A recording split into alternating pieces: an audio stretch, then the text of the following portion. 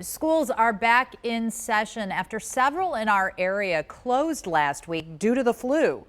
Reporter Raven Richard tells us about the outbreak and what one school is saying about their students and staff right now. Raven, what can you tell us?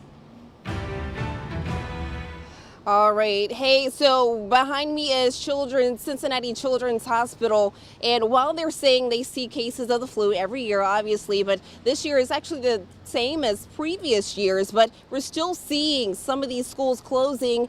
And we did find out why. We went all the way up to Wilmington to get some answers. The hallways are getting back to normal for Wilmington City schools after closing Friday because of the flu. Yes, we were a little bit short, so we had our administration and some of our other staff have to cover classrooms.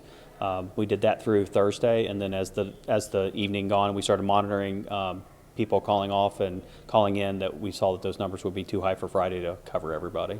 Taking the day Friday to disinfect the schools using an electrostatic cleaning machine to kill germs. Cincinnati Children sees cases every year. In terms of overall numbers, it's similar to previous seasons. In terms of number of hospitalizations, it's similar to previous seasons. I think we're just seeing a lot of community illness this year. Dr. Josh Schaffzin believes that community element could be a reason schools are closing. Wilmington isn't alone. This includes Reading, Three Rivers, and some schools in northern Kentucky. This is the first time I've seen it. Multiple schools. Maybe on a rare occasion, one school will have an issue that they have to deal with. But medical experts continue preaching that it's not too late for a shot. So if you think about the flu vaccine, it's kind of like a seatbelt. A seatbelt won't prevent an accident, but it will prevent you from getting hurt in an accident.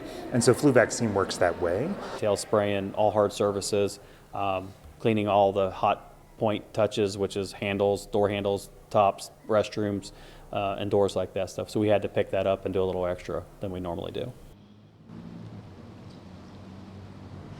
All right, and good news, Wilmington, they are seeing those numbers of flu cases starting to decrease. So like we did say, they're going back to normal. Now their middle school did get hit the hardest as far as how many teachers were out. Now the CDC, they do say that Ohio is in the moderate level for the risk of the flu as of last week, and then Indiana and Kentucky are in the high level for that. So live in Cincinnati, Raven Richard, WCPO 9 News.